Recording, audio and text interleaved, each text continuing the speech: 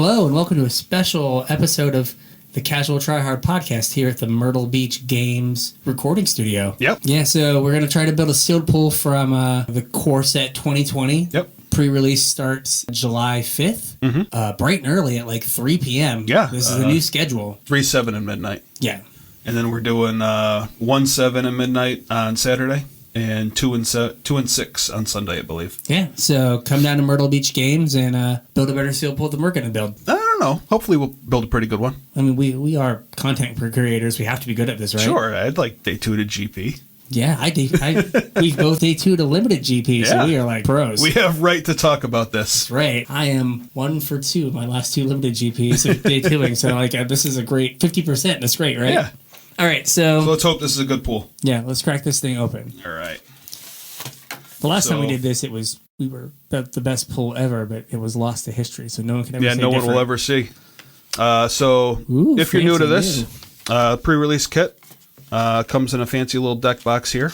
This is a new design or the fancy little deck box? It is. Opens from the side instead of from the top. You get a spin down. Unfortunately, they did not just do a 20. Little awkward. That would have been smart, I guess. Yep. You get 6 booster packs of Core 2020. You get a token card. Oh, it's not a token. This is the phases of a turn. Yep. So it's a little tip card, reminds you how to play the game. And on the back is an arena code. Yeah. So this instruction sheet is going to have that code, and it's going to get you 1 draft on arena. I believe so. Yeah. Yep. So get you 1 draft. It's 6 booster packs. Oh, 6. Also, in this pre-release kit, you get a foil promo. That is part of your pool. It is part of your pool. You can absolutely use it, and you, in most instances, will use it. Yeah, you should. It's just an extra rare or mythic. So our promo is Big Dumb Dinosaur thing, or Hydra. Hydra. This is the Hydra Lord. Makes your Hydras cost less. Kind of a reason to be in green. Is he the only Hydra in the set? That's a great question. I don't know the answer. I think he might be. But he's good on his own. I mean, I'll take an 8/7 Vigilance. Yeah, for 6 mana. Yeah. I mean, it really makes you want to be green, like with the 3 green mana symbols. Yep. So let's crack open some packs here. We're going to not do them simultaneously? I don't know. Do you want to do it at the same time? Yeah, like, they don't need to watch us open 6 packs. Yeah, that's kind of boring. So, like we normally do, I like to set the cards out based on color. Yep, I do the same thing. And then I try to set the cards out that make me want to be a particular color. So, like, pacifism is a reason to be white. This is probably a reason to be black. This card seems awkward. Pulse. There's an artifact over here. And then that guy's whatever. You got a gold card. Oh, hey. We got a rare Chandra foil here. That's a reason to be red. There we go. And Legion's End. Which is another... It's a removal spell, yeah, but it's situational. Yeah. Oh, so the dual land must take the basic land slot. Because it came out of the back of your pack. Oh, yeah, that's odd. I hadn't noticed that. So... They don't take all the basic land slots because I got a mountain. Yeah, that's weird. But they take some of the basic land slots. Which they've done before.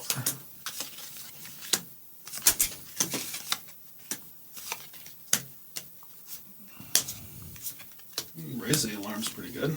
It is. Gold cards are somewhere. Mm-hmm.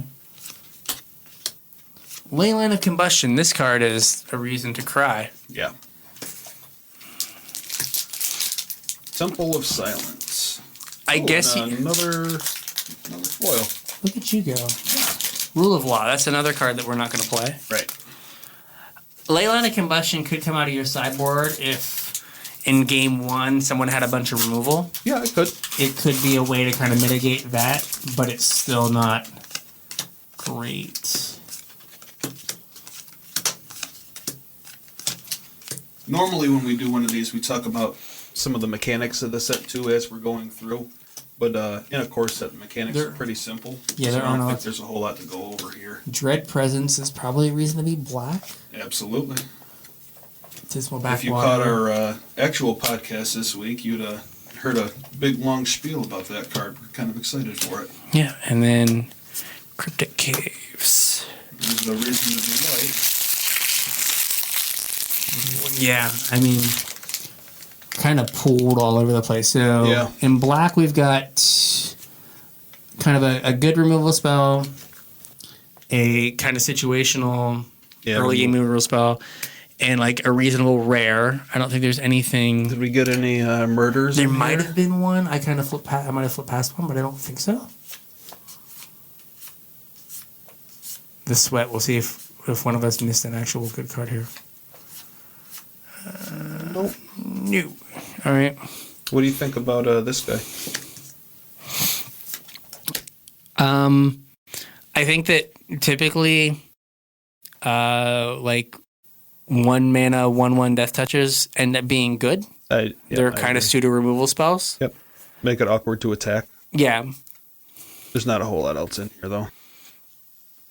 So we do have 1 bone splinters for what that's worth. Yeah, and then so we've got the Chandra as a rare, and so we have like Embercat is fine. Mm-hmm. Helps you cast Chandra. Reduce to Ash is a reasonable removal spell. That's a green card, and then that's kind of it. Like the rest of it is like whatever. I think the rest of it is like filler stuff, like nothing that makes you really want to be red.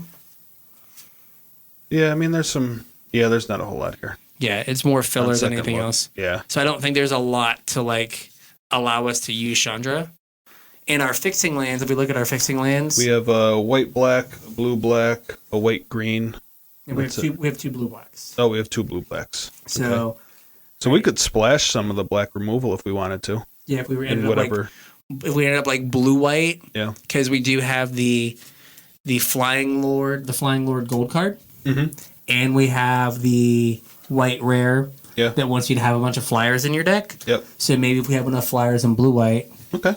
So let's look at that first, because I don't think there's anything in green that like made me excited. I didn't see anything other than our promo, but yeah, I don't think we're gonna play the this white angel and our promo. So we've got Spectral Sailor, 1 mana, 1/1 flying flash. Pretty good. It can draw a card. Yeah, mana sink. Fairy Miscreant that is only good if he has friends. But it's a 1/1 flyer for this and this. But it doesn't have any friends. Our other cards are like Frostlinks. Frostlinks is good. And Sage Eye Denizens. Or Sage Road Denizens. We have 2 of them. Can we be on the mill plan? Maybe. Don't be on the mill plan. Yeah, don't be on the mill plan. Let's see what kind of flyers we got in white. We have another big angel. We have a griffin.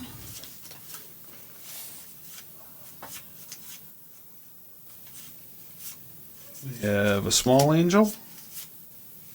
And that's it for flyers. So like a blue-white flyers kind of approach is probably not... We don't have enough, I don't think, to make that work. Yeah. What about black? Did we have any black flyers? If we were thinking about like splashing blue.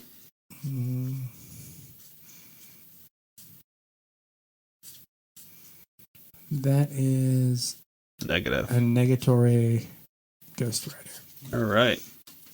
Well, this is an awkward pool then. So I think that black is clearly our best color. Just based off of, we have 2 reasonable removal spells. This is a way to get card advantage. Have Soul Salvage. We've got some reasonable creatures, like we have the Death Touch guys. Yeah, they're pretty good. And then the removal. I don't think our white's awful. So we could maybe go black. We have like white. 2 more removal spells there. And we have the pacifism up here. Oh yeah, and pacifism. Yeah. Yeah, so our white removal's pretty good. And then Inspiring Captain helps with our life. We got the life linkers. We got another life linker here. It could be a thing. Yeah, and we have an Epicure of Blood. Oh yeah. Yeah, Epicure of Blood. Yep. Like, there's not a lot of payoffs for life gain in this set. But if we can put it all together, Yeah. we might end up with something.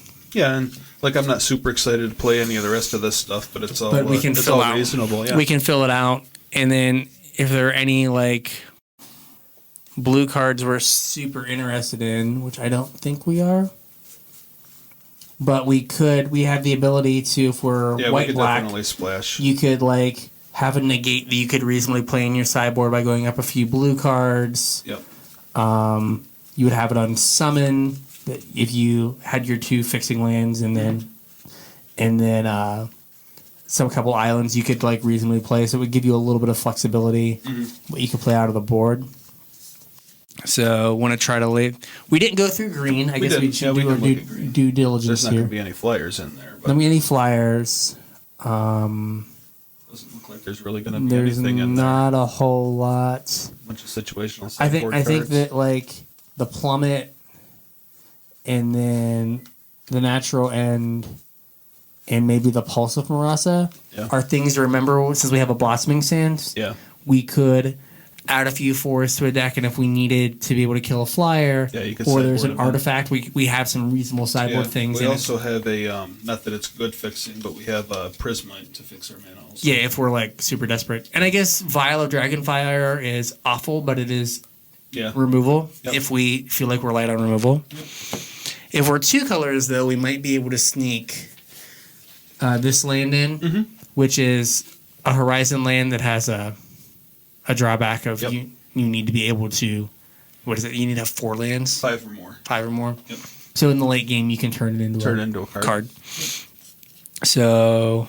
All right, well, let's kind of lay out what we got a little I think bit. we're white, I'm not gonna play this guy, black. so he can go away. Yeah, sorry, buddy. We're not gonna play Chandra. I think we maybe splash blue. We got 2 sources of fixing. We could. I don't know what we get for it other than like this guy and like some sideboard cards. Like I don't think that this is the only card I think that's worth splashing. Yeah, and it's a 1-drop, so maybe not. Yeah, I mean you could see it as like a later gameplay. Yeah. All right, let's lay out what we got here then. So do we want to play the Giant Angel? I feel like we do. I feel like we're obligated to, aren't we? Yeah. We're really lacking like power. Yeah. 2 colors, so I think you do have to play it. Are you laying on everything or just the creatures? I was kind of lay out everything all at once, and then go like what I want to play, and then I go back and kind of start cutting. So like I want to play this, I don't want to play this, and then if I have 26 cards or whatever, I go back and figure out what needs to go away. So like, well, where are 1-drops at? Or I put them out. Did I eat them? I ate them. Don't do that. This is awful. We gotta play those guys. Oh, they're right here. Okay, you ate them. I ate them. And then we also have Blood Burglar, which is just a 2/2 for 2. If we're into that has guy. lifelink though. If we're having like a mild life gain synergy here. Yeah. Here's another one of the guys that drains. I think we jam pacifism in here. Yep, I do too. Maybe one of the Eternal Isolations. We have the other one in the board if we need. Yep. I don't know how I feel about this guy. The Loxodon Life Chanter. Yeah, what's he do? Your life becomes. Get it over here.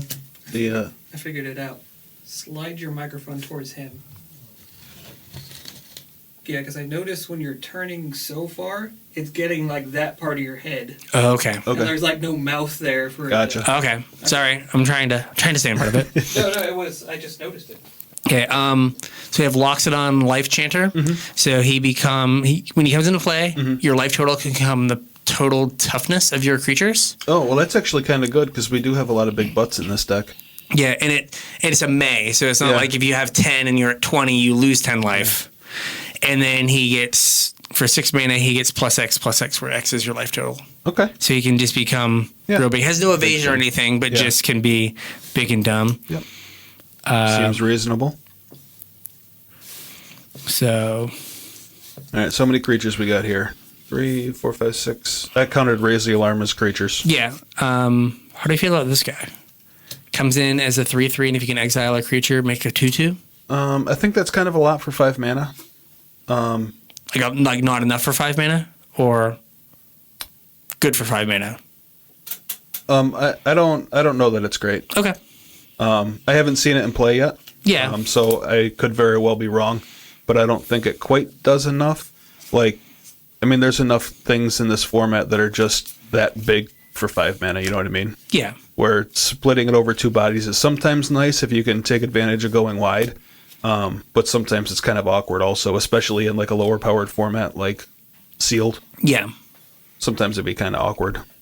So, I see we've got 1, 2, 3, 4, 5, 6, 7, 8, 9, 10, 11, 12, 13, 14, 15, 16, 17, 18, 19, 20, 21, 22, 23, 24, 25, 26. We have 26. So we got to cut 3? Probably. We probably don't want Soulmender. I don't think it does enough. Okay.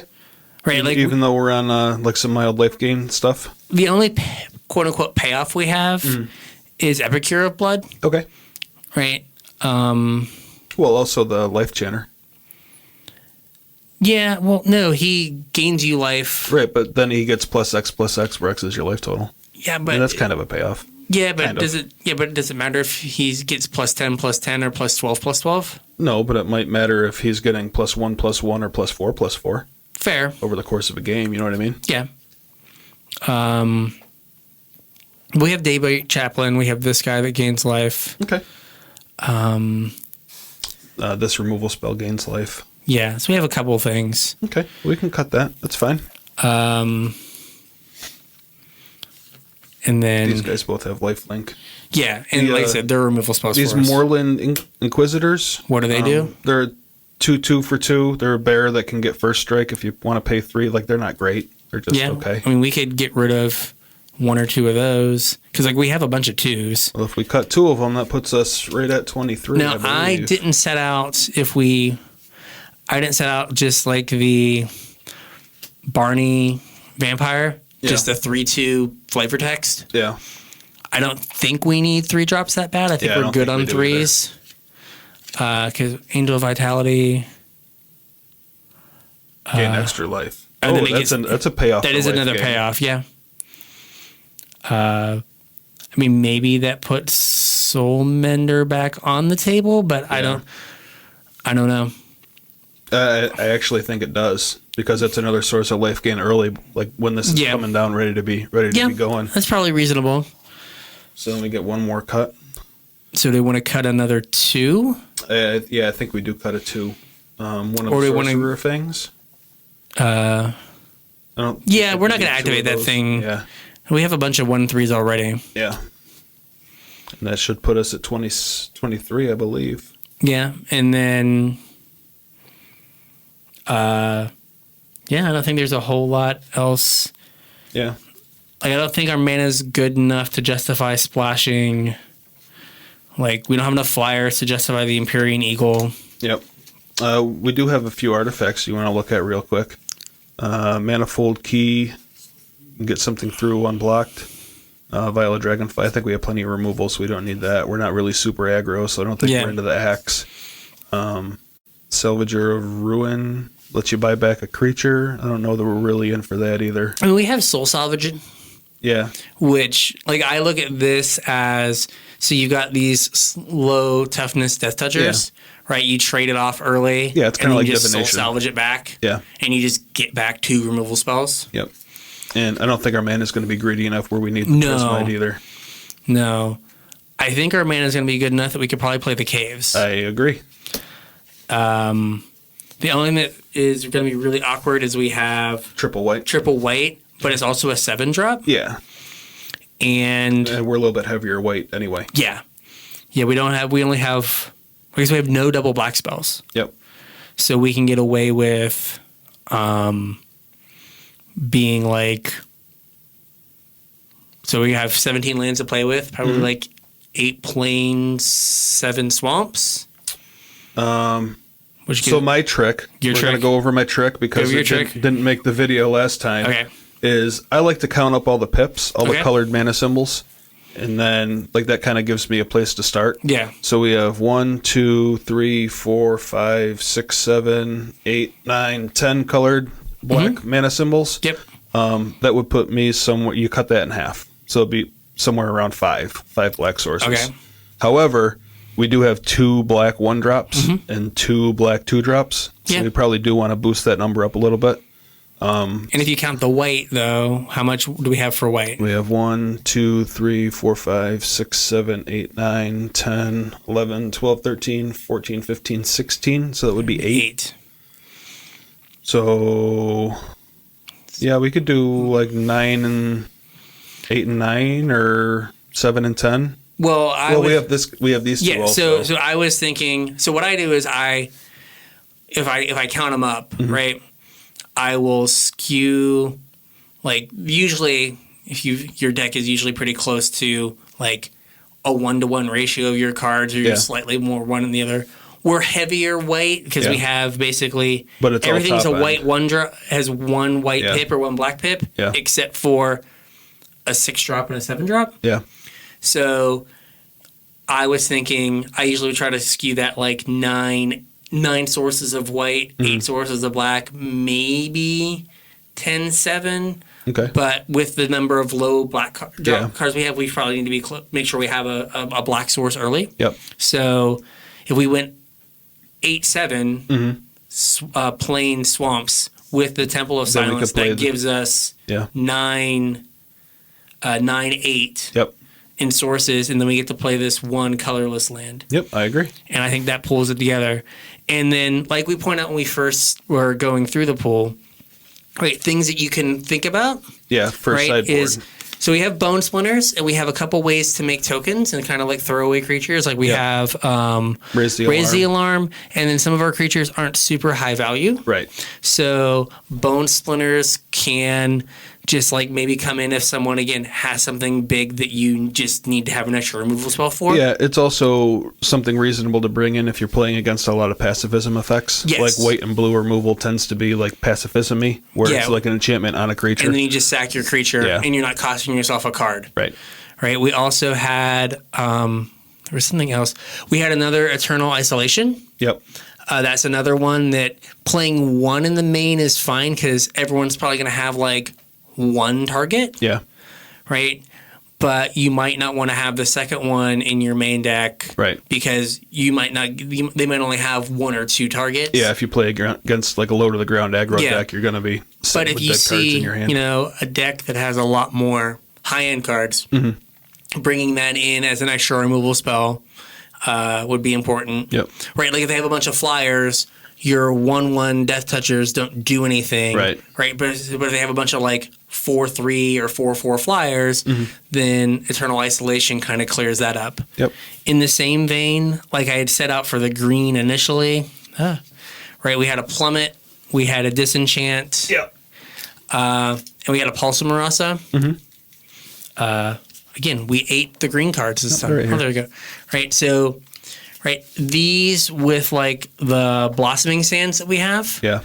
Right, that could be you cut, maybe you trim on a color, and then you're able to bring in some of these, particularly the Disenchant. Yeah. Right, where if they have an enchantment, say they have the green ley line, and they have a bunch of like mana creatures, right? You need to be able to blow up that ley line so the game doesn't get out of hand. Yeah. You would hurt your mana a little bit, trim on, white or black cards to sneak a few extra forests in your deck. Yeah, and you could do that like while you're sideboarding. It wouldn't be something you have to commit to like game 1. Yeah, exactly. Yeah. You would say like, oh, here's this unbeatable enchantment. Right.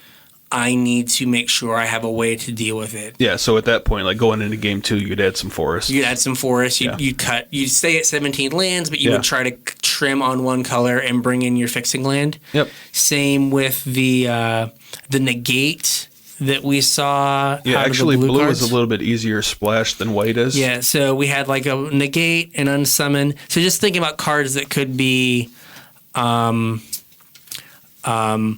sideboard type cards. Yep. Right. Negate. So this would go over here with the green cards, right? Yep. But we have 2 blue fixing lands. So if they had I guess Big Chandra's not a good negate target. Right. If they had Vivian or they had a Johnny or something, right? And you think your best way to deal with it, you don't have any discard in your black. Yeah. Would be to try to have a negate. Yeah.